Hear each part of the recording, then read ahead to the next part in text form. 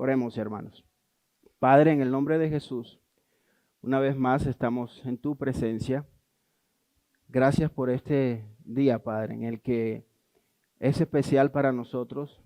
Recordamos tu resurrección, recordamos tu salvación, recordamos la unión que tenemos contigo como iglesia, como un cuerpo. Queremos rogarte, Padre, que nos perdones. Hemos fallado, Señor, en la manera en cómo hemos mostrado al mundo lo que es ser tus discípulos y lo que es ser tu iglesia. Yo te ruego que esta serie Escuela Dominical siga edificando nuestras almas, la de cada uno en particular, al mismo tiempo que somos edificados como comunidad y como un cuerpo. Te ruego, Señor, por los hermanos que aún no han llegado, que vienen en camino. Permite, Señor, que puedan llegar a salvo y que puedan llegar con corazones dispuestos. Así como los que estamos aquí, te rogamos que nos des corazones enseñables por tu palabra, que sea tu Espíritu Santo, Señor, obrando en nosotros, exhortándonos, animándonos, que no salgamos, Señor, de aquí en este domingo, en tu día, siendo los mismos, sino que salgamos llenos de ánimo y de esperanza, porque somos tus hijos, porque somos tu iglesia. En el nombre de tu Hijo Jesucristo oramos, Señor. Amén y amén. Bueno, hermanos, estamos una vez más en esta serie de escuela dominical que hemos titulado Los unos a los otros, la iglesia como una comunidad. Hoy vamos a tratar un tema que está en la primera carta del apóstol Pablo a los Tesalonicenses, capítulo 5, versículo 10. Pero antes de leer, quiero confesarles que para mí, yo sé que para los hermanos que hemos estado participando en estas clases de la escuela dominical los unos a los otros y la iglesia como una comunidad ha sido un desafío, a la vez que lo hemos disfrutado mucho, yo he disfrutado mucho estos temas de los unos a los otros, lo digo porque me ha recordado y estoy seguro que a ustedes también les ha recordado el inmenso privilegio que tenemos el ser parte de una iglesia, el ser parte de una membresía de una iglesia local. También porque nos ha desafiado a ser más conscientes de los deberes y los compromisos que tenemos como miembros de esa comunidad, como miembros del cuerpo de Cristo. Primera de Corintios, capítulo 12, versículos 12 al 13. Dice así: porque así como el cuerpo es uno y tiene muchos miembros, pero todos los miembros del cuerpo, aunque son muchos, constituyen un solo cuerpo, así también es Cristo. Pues por un mismo espíritu todos fuimos bautizados en un solo cuerpo, ya judíos o griegos, ya esclavos o libres. A todos se nos dio a beber del mismo espíritu. Hermanos, en el momento de que el Señor obra en nuestros corazones y nos convertimos a Él, nos unimos por medio del Espíritu a Cristo, siendo un cuerpo con Él, como lo hemos leído en este pasaje. Y este es un milagro que nuestra mente, nuestro corazón no digiere. Es un milagro extraordinario en nosotros poder decir que somos parte de Cristo a través del Espíritu, que somos parte de Él como un cuerpo. Sin embargo, esta unión con Cristo implica que también estamos unidos con otros creyentes a través de una iglesia local, para formar así, entre todos, lo que es el cuerpo de Cristo, lo cual es maravilloso, es extraordinario. Entonces, al pertenecer al cuerpo de Cristo a través de la iglesia local, es un privilegio del que nosotros la mayoría de veces no estamos conscientes. Es un privilegio ser parte de la iglesia, es un privilegio ser parte de una iglesia local, porque es evidente ese milagro del que les estoy hablando, de que nosotros seamos parte de Cristo, parte de su cuerpo, que seamos uno con Él en el Espíritu y que seamos uno con nuestros hermanos. No somos conscientes la mayoría de veces de ese gran milagro, de ese privilegio que eso conlleva. Y es porque la mayoría de veces nosotros no vemos la iglesia como Dios la ve. En el texto que está en Primera de Tesalonicenses capítulo 10, que vamos a leer, voy a leerlo por ahora en la nueva versión. Primera carta del apóstol Pablo a los Tesalonicenses capítulo 5, versículo 10. Dice, así que aliéntense y edifíquense unos a otros, tal como ya lo hacen. Algunos ven la iglesia como un problema. Algunos creyentes de esos que están por ahí como rebeldes, lo ven como piedra de tropiezo y son capaces de decir, y aquí utilizo una frase que en algún momento el pastor Sugel utilizó, que podemos decir con Cristo pues hasta el fin del mundo o para las que sea. Podemos decir, heme aquí, envíame a mí, pero con su esposa no quiero nada que ver. Y las malas experiencias corroboran las malas experiencias que cada uno de nosotros haya podido tener o que algunos creyentes hayan podido tener en la iglesia, corroboran esas actitudes que algunos puedan tener contra la iglesia. Y digo esto porque según las escrituras, no podemos concebir un creyente, no podemos concebir alguna persona que ha confiado en Cristo como una persona que no pueda pertenecer a una iglesia local. Entonces, algunos que puedan decir que no quieren nada que ver con la iglesia, nosotros podríamos dudar de que esa persona sea de verdad un creyente. Entonces, esas aptitudes, esas desafortunadas experiencias que algunos de nosotros haya podido tener, hace que nuestros corazones se resistan o que algunos corazones se endurezcan contra la iglesia. Hay una frase que pronunció Mahatma Gandhi que expresa más o menos ese descontento hacia la iglesia. La frase dice así: me gusta tu Cristo, no me gustan tus cristianos. Los cristianos son tan diferentes a tu Cristo. Ese es un pensamiento que expresa el descontento que algún creyente pueda tener por una mala experiencia contra la iglesia. Pero las malas experiencias, queridos hermanos, amada iglesia, que nosotros hayamos podido tener, que tú hayas podido tener, no determinan o no definen lo que es la iglesia. Es la palabra de Dios. Es Dios quien define lo que es verdaderamente la iglesia. Entonces la iglesia es un elemento vital, esencial que Dios ha escogido para llevar a cabo su plan de salvación. Entonces sigamos viendo cómo es que debe verse la iglesia como una comunidad. Entonces nuestro texto que hemos leído en Primera de Tesalonicenses capítulo 5, nuevamente voy a leerlo. Ahora voy a leer la Nueva Biblia de las Américas, ya lo leímos en la traducción viviente que dice, así que aliéntense y edifíquense unos a otros tal como ya lo hacen. Nueva traducción viviente. Por tanto, confórtense los unos a los otros y edifíquense el uno al otro tal como lo están haciendo. Nueva Biblia de las Américas. Y la 60 dice, por lo cual, animaos unos a otros y edificaos unos a otros, así como lo hacéis. Vamos a desarrollar ese texto en un bosquejo también muy sencillo, que lo vamos a dividir primero y vamos a definir de qué manera debemos alentarnos los unos a los otros en una iglesia, como una comunidad, como hermanos. También vamos a ver cómo ser edificados los unos a los otros es el resultado de la vida en comunidad. Y por último, el alentarnos y edificarnos debe ser una práctica constante en la vida de los miembros de una iglesia. Ese es el bosquejo que vamos a utilizar para ese texto. Y lo que quiero que nosotros quede grabado en nuestros corazones a partir del final de esta clase es lo siguiente: darnos ánimo y aliento es nuestro deber como creyentes, lo cual hará crecer y madurar espiritualmente la iglesia, y esto debe ser una práctica constante entre sus miembros. Ánimo, aliento entre cada uno de nosotros para edificación mutua y por ende para edificación de toda la iglesia. El texto que hemos leído de Primera de Tesalonicenses, esta carta nos permite ver cómo el apóstol Pablo ve a través de su lente la iglesia.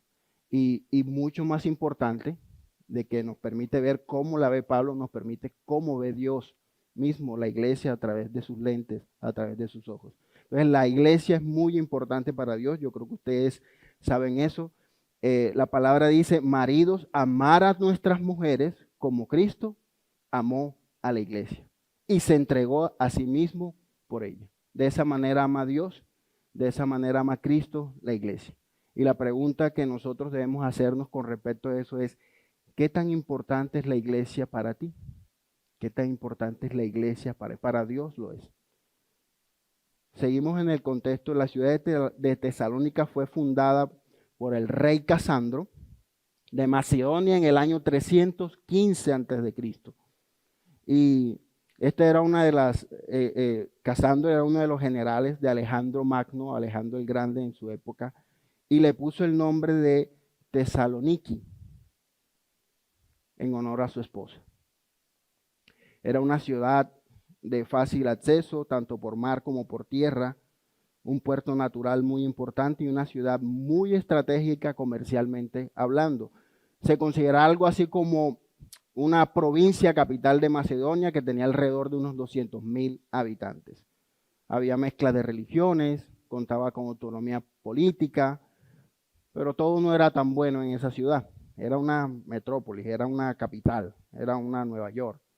Pero no todo era tan bueno, había inmoralidad, había mucha inmoralidad en la ciudad. Pero lo más importante que podemos decir acerca de la ciudad de Tesalónica es que Dios había dispuesto en sus planes eternos plantar ahí una iglesia. Ahí había una iglesia. Entonces Pablo escribe a los tesalonicenses después de recibir a Timoteo. Lo podemos ver allá en 1 de Timoteo, capítulo 3, versículos 6 y 7.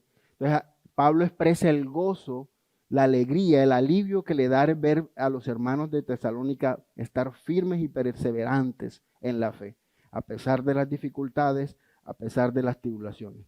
Entonces, 1 de Tesalonicenses, disculpen que me detenga un poco en el contexto, pero ya vamos a ir cerrando el contexto de la carta a los tesalonicenses. Entonces, es una carta que alimenta la esperanza del creyente.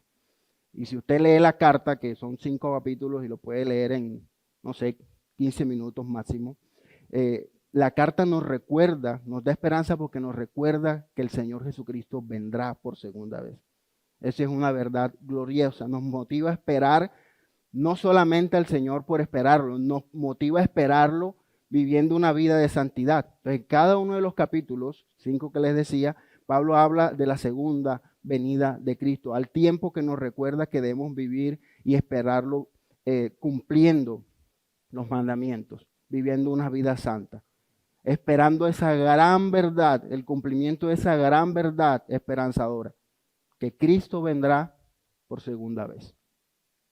Esta carta fue enviada a una iglesia, como les decía, que también había padecido persecución, así que nosotros aprendemos a través de esta carta, el mensaje central de la carta, que el ser cristiano implica que cuando todo a nuestro alrededor parece estar en contra de lo que creemos, nosotros podemos tener la confianza de que Cristo vendrá.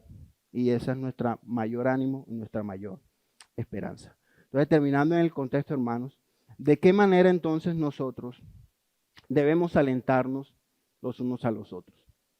La palabra anímense que aparece ahí proviene de una palabra griega que se lee más o menos así, parakaleo, que significa urgir con palabras de inspiración, consolar, confortar, alentar, especialmente a los que se encuentran descorazonados, desanimados, en el suelo, reventados, como dice uno.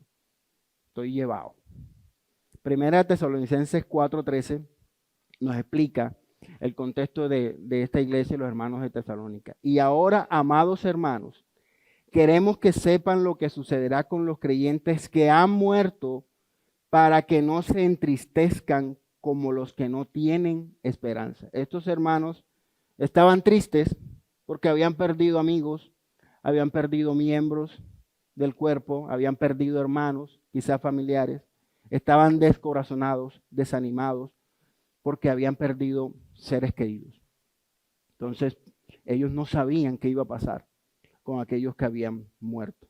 Primera de Tesalonicenses 5:10 dice, que estamos, un verso anterior al que estamos estudiando, y esta es la esperanza y las palabras con las que Pablo dice a los hermanos de Tesalónica que ellos deben darse ánimo. Cristo murió por nosotros para que estemos vivos, para que estemos vivos o muertos cuando regrese, podamos vivir con Él para siempre.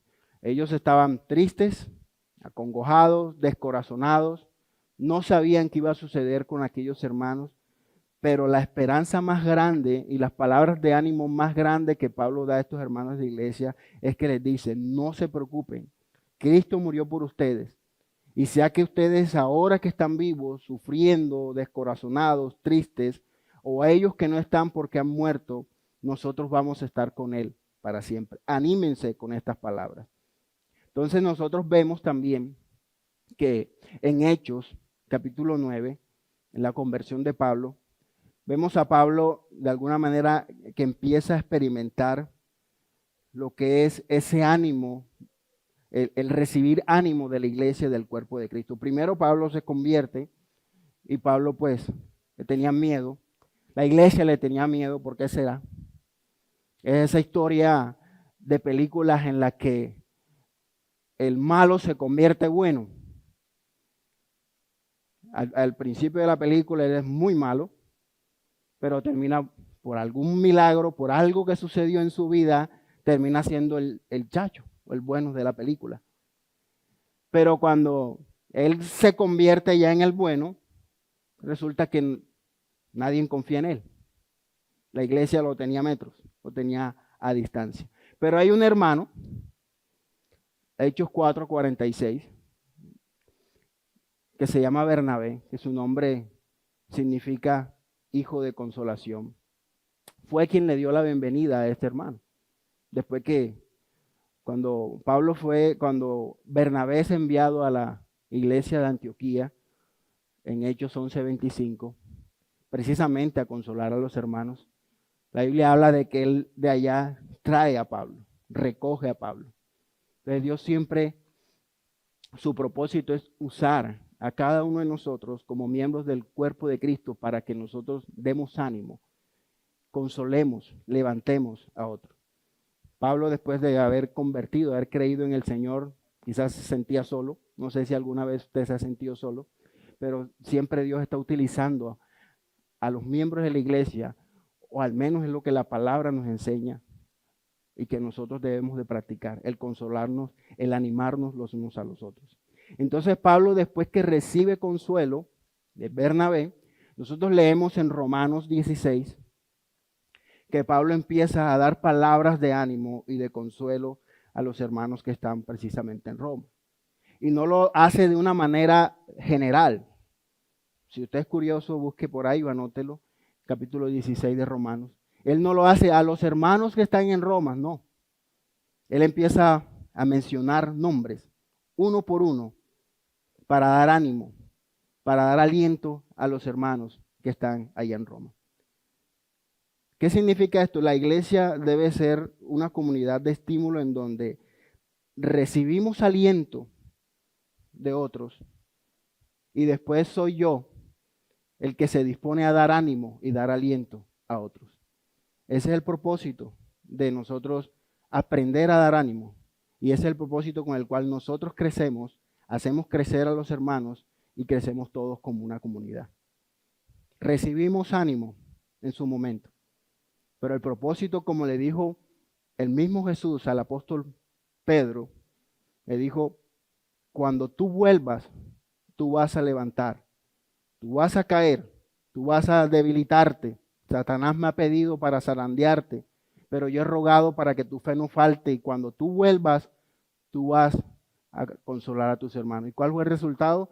Pedro se convirtió de verdad, en un sostén para los apóstoles y la comunidad en general. Hay débiles, descorazonados en nuestra iglesia, hay debilitados, hay tristes, hay acongojados. No necesitamos ser adivinos para saber eso. Sí los hay. Entonces, es nuestro deber alentarnos, alentar nuestros corazones. Es nuestro deber animarnos a que puedan retomar y juntos retomar esa batalla de la fe que todos somos conscientes que no es fácil.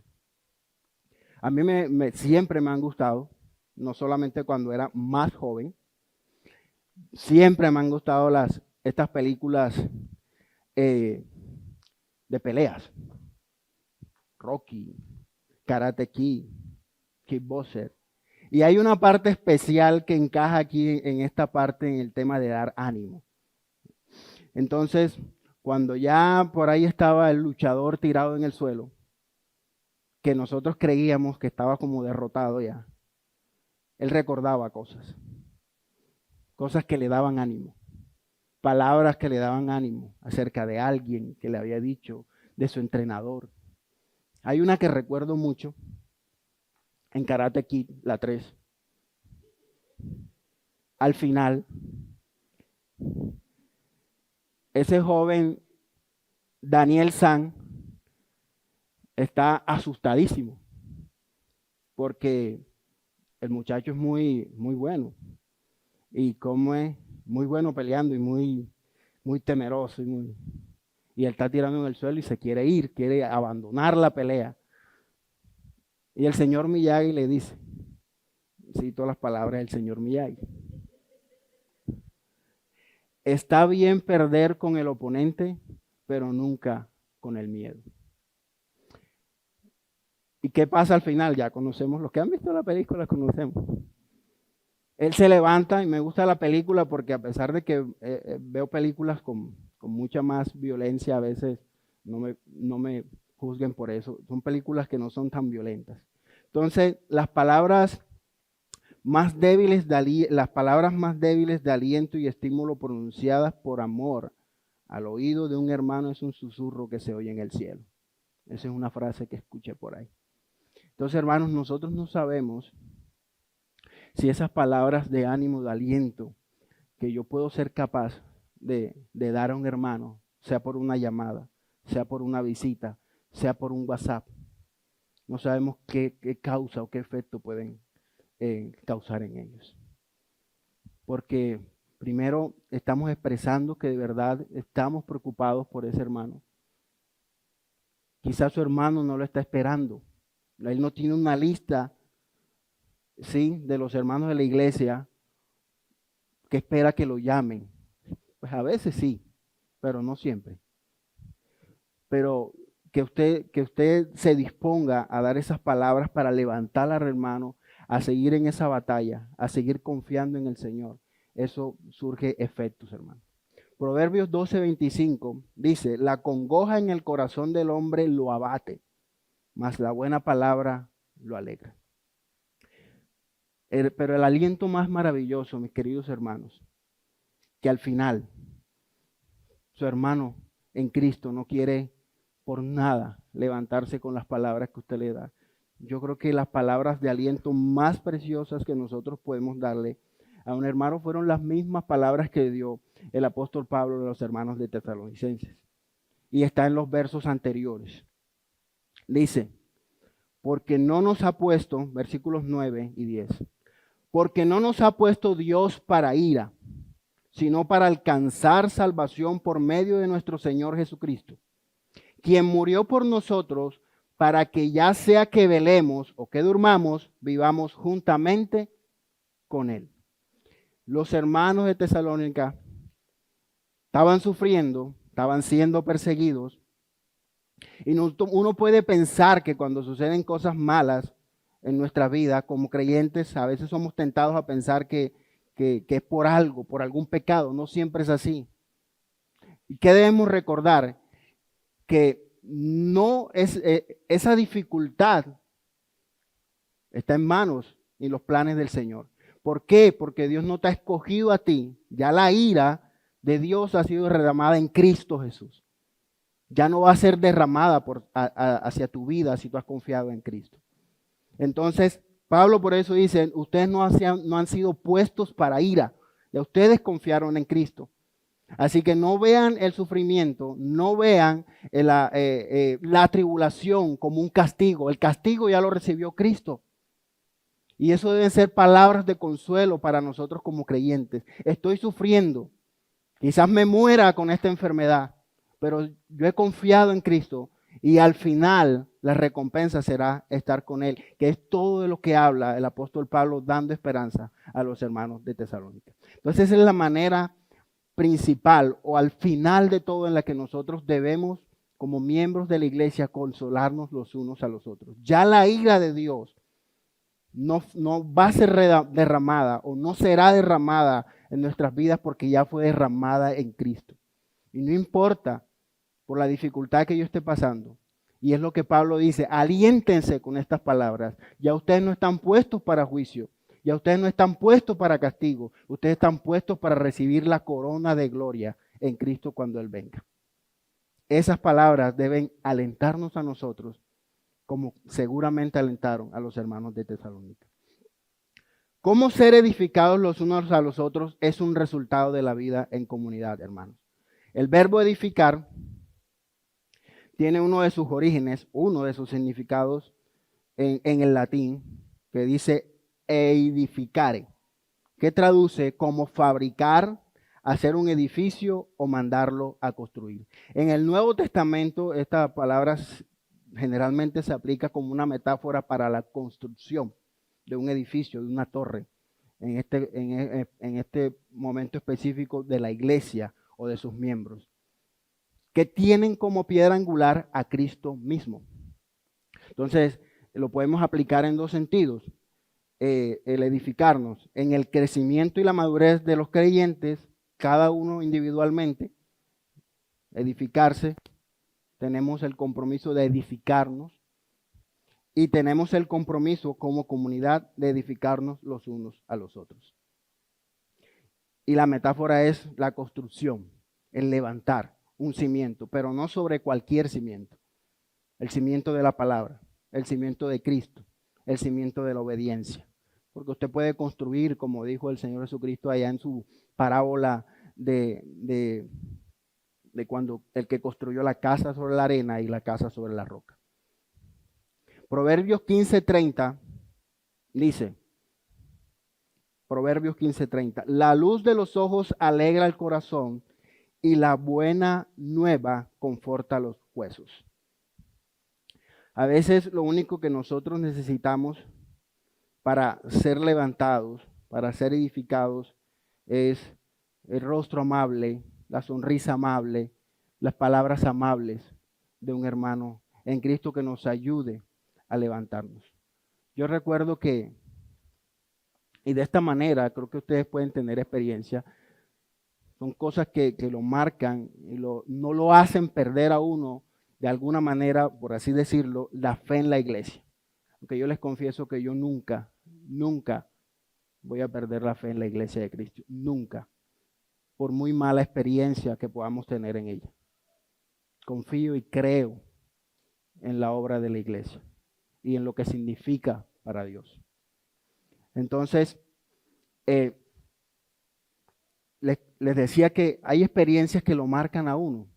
Hace casi 2 años tuve una lesión terrible en una pierna, le llaman el nervio ciático, y duré una semana que no podía levantarme ni de la cama.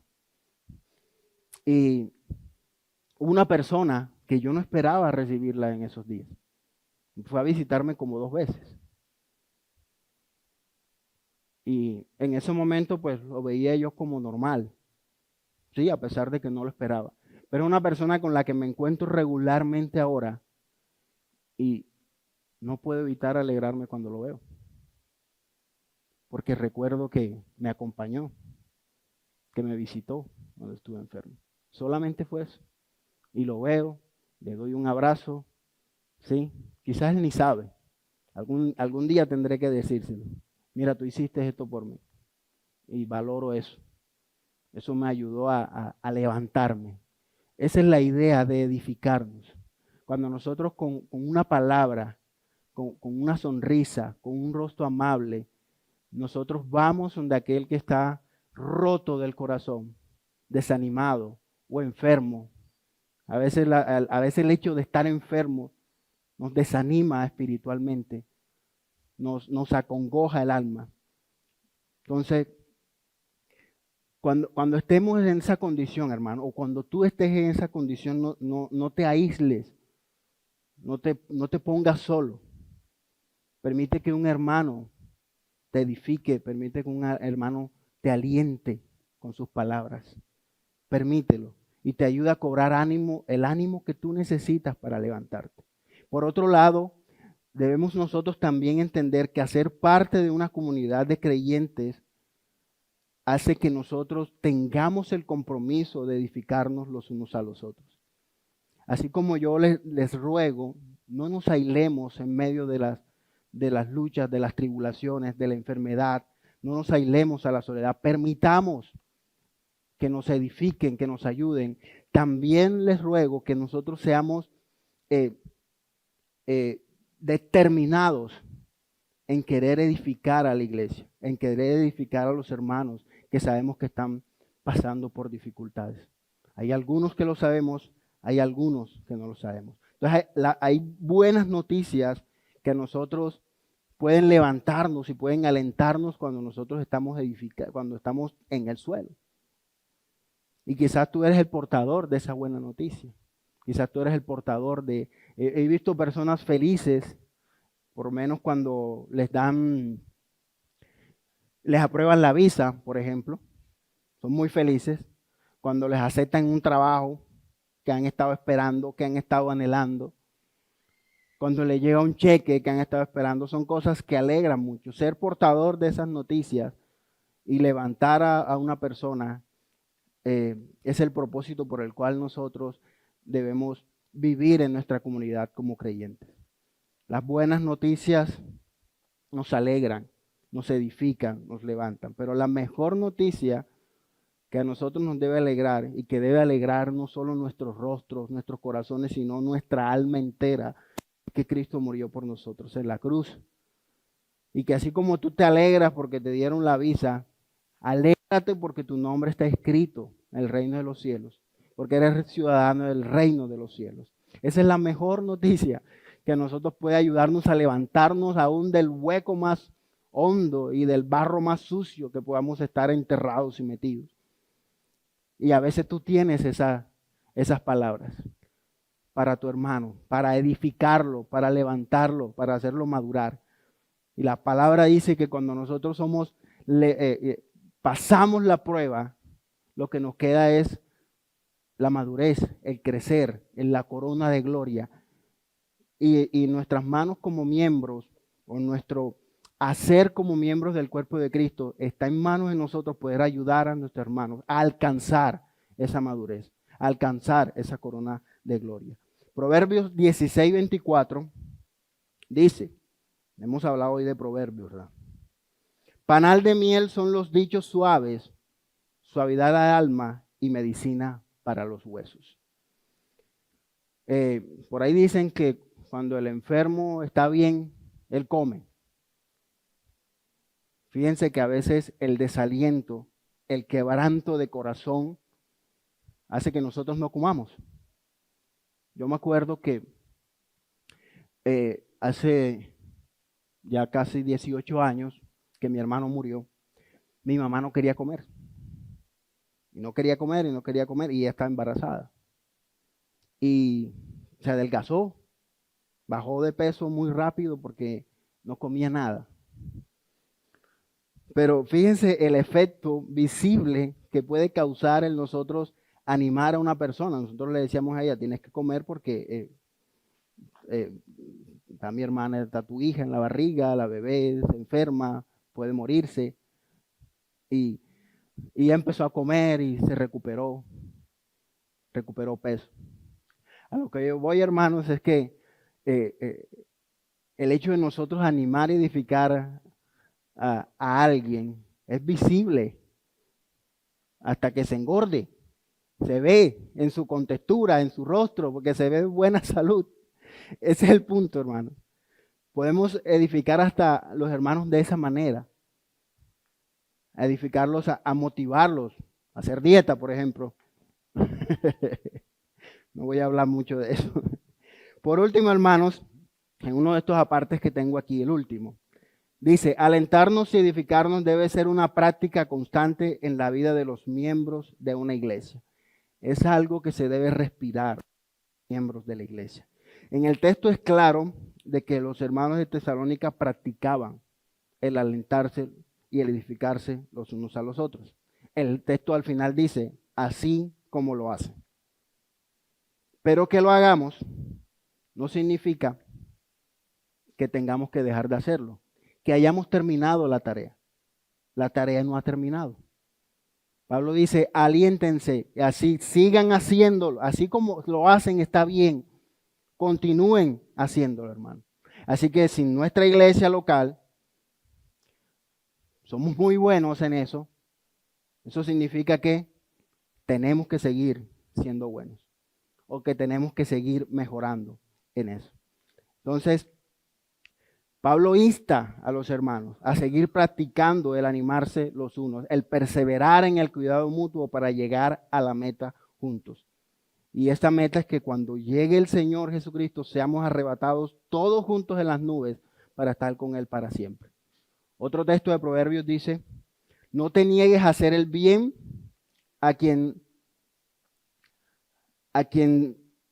es debido cuando tuvieres poder para hacerlo. A veces nosotros nos cohibimos de alentar a otros hermanos. Es decir, nosotros mismos nos disponemos. Sabemos que alguien tiene la necesidad y nosotros simplemente no hacemos nada. La exhortación es que tenemos que animarnos y es lo que dice Pablo. No, ya yo lo hice y él no escucha. Pablo dice, síganlo haciendo. Ese es el mandato, sigan haciéndolo, dándole palabras de aliento para que reconforten su alma. Todos tenemos luchas, todos tenemos tentaciones, todos tenemos batallas. Y lo que nosotros, y es un mandato también, lo que yo espero que hagan conmigo es lo que yo debo hacer con mi hermano. Y yo soy de los que se sienta a esperar y nadie me llamó. Y nadie se preocupó. Pero lo haces tú también. Cumples tú también esa función como miembro, tú eres también miembro del cuerpo de Cristo. También es tu oficio. Desde el momento en que crees, como lo dijimos al principio, y eres convertido y eres sellado, y a través del Espíritu haces miembro del cuerpo, tú también puedes hacerlo. No tiene que ser el pastor, por no mencionar a nadie. No tiene que ser el líder. Tú puedes alentar a tu hermano. Tú eres miembro del cuerpo de Cristo. Somos miembros los unos a los otros. Ahora, a veces también nos cohibimos de alentar con palabras de ánimo a nuestros hermanos, de dar alabanza pública. Les mencionaba el capítulo de Romanos 16, donde Pablo menciona con nombres específicos a hermanos dándole aliento y animándolos. Pero somos mejores para alabarnos a nosotros mismos. Y la palabra dice, no te alabes a ti, que te alabe otro. Pero lo que sí no te prohíbe es que tú alabes a tu hermano. Que tú le des palabras de aliento. Hey, bien, valoro tu esfuerzo. Eso no significa que tu hermano sea perfecto. Él sabe que no eres perfecto. Tú sabes que no es perfecto. Él sabe que tú eres un pecador. Él es un pecador.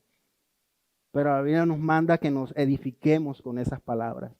El decir, veo que te estás esforzando, veo que has mejorado, veo que lo estás haciendo bien. Cosas específicas, hermano. Eso no nos hace mejores a nosotros y por nada del mundo va a ser mucho mejor a tu hermano. En el sentido de que no va a tapar sus errores, a eso me refiero, pero sí lo va a hacer mejor, lo va a hacer querer mejorar, lo va a hacer querer seguir esforzándose, a eso me refiero. Y vamos concluyendo, hermanos. ¿Qué impiden entonces, con esto que estoy diciendo, que nosotros nos alentemos y nos edifiquemos los unos a los otros? Quiero partir de la base de que somos pecadores todos. Y para ponerle nombre a esos pecados, uno sería el egoísmo. Nosotros buscamos, como les decía ahorita, recibir nosotros siempre la edificación y la alabanza y el aliento. Y nosotros no queremos dárselo a otros. Es difícil nosotros a veces gozarnos con el logro de los demás y darles voz de aliento. Cuando alentamos a un hermano, eso es hermoso, hermano. Debemos animarnos, debemos nosotros animarnos a ser animadores de otros. Entonces, el orgullo, hermanos, nos cohíbe a nosotros de poder nosotros acercarnos, de nosotros no reconocer de que el hermano está haciendo algo bien. Quizás él es mejor en algo que tú. Y es correcto de que él lo sea, porque quizás tú eres mejor en algo que él. Así que con más ánimo podemos nosotros dejar el orgullo a un lado y poder darle más ánimo al hermano de que pueda seguir creciendo en esa área en la que ya es bueno. Quizás por ahí derecho pueda ser edificado y crecer en otras áreas en las que quizás mente es débil. Otro problema que nosotros podemos tener para alentar y edificar a otros es que nosotros pensemos que se vaya a estancar. No es que si le digo, él va a dejar de crecer. Y yo no sé, estuve como tratando de entender si esto tenía algún fundamento bíblico. Y encontré fue, no sé, si usted lo consigue, me lo puede decir después. Pero yo lo que encontré fue, por ejemplo, el ejemplo de Job. Job al final era un hombre pecador imperfecto. Pero ¿cómo lo describe Dios? ¿Cómo lo describe Dios, el santo? El 3 veces santo. ¿Cómo describe a Job? Y él dice a Satanás, ¿no has considerado a mi siervo Job? Que no hay otro como él en la tierra, varón perfecto y recto, temeroso de Dios y apartado del mal. ¿Eso cambió algo en Job? No, ya Dios sabía lo que era. Y nosotros a veces nos frenamos de poder querer decir y decir cosas buenas para edificar al hermano porque pensamos, no, es que después se va a creer mucho. Sigo insistiendo, no encuentro eso en la Biblia. Ahora, Mateo 25, 23, el Señor Jesús también le dice a sus discípulos, que más o menos si usted quiere coger algunos ejemplos de discípulos, usted puede coger a Pedro, sabe más o menos cómo era, allá a los hijos del trueno, a Andrés y Santiago, que eran un poco arrebatahongos, y a nosotros el Señor nos dirá algún día, con todas nuestras imperfecciones y luchas e infidelidades que a veces cometemos, Él algún día espera decirnos, bien, buen siervo y fiel. Pero es por la perseverancia. Ahora, ¿qué nos impide entonces a nosotros? No, o sea, no va a dejar de crecer, no se va a estancar. Al contrario, vas a ayudarlo a crecer. Jesús alentó a sus discípulos en varias ocasiones. En varias ocasiones, a pesar de que él sabía que eran débiles. Entonces, no somos la iglesia si no determinamos el dar ánimo a aquellos que corren la carrera de la fe a nuestro lado. Y la manera de alentarnos es con estas palabras. Con esto termino, hermano. Cristo mismo está en la meta, hermanos, esperándonos con los brazos abiertos, y Él enjugará toda lágrima de sufrimiento que hemos derramado en este duro camino. Esas son las palabras, hermanos, con las que nosotros al final, dejando el pecado, el orgullo, el temor a que nuestro ser, el egoísmo, cuando nosotros nos enfrascamos en nosotros mismos y no pensamos en el otro, eso impide que nosotros edifiquemos a nuestro hermano. Nuevamente, no somos la iglesia de Cristo si no determinamos el dar ánimo. Aquellos que corren la carrera de la fe a nuestro lado, y la manera de alentarnos es con estas palabras. Cristo mismo está en la meta esperándonos con los brazos abiertos, y Él enjugará toda lágrima de sufrimiento que hemos derramado en este duro camino. Vamos a orar, hermanos. Padre, muchas gracias por tu palabra. Muchas gracias, Señor, por la iglesia. Muchas gracias porque tú nos has hecho y nos has dado el privilegio y el grande honor de poder ser llamados tus hijos y de poder llamarnos hermanos. Gracias por el ejercicio, Señor, de poder edificarnos y alentarnos.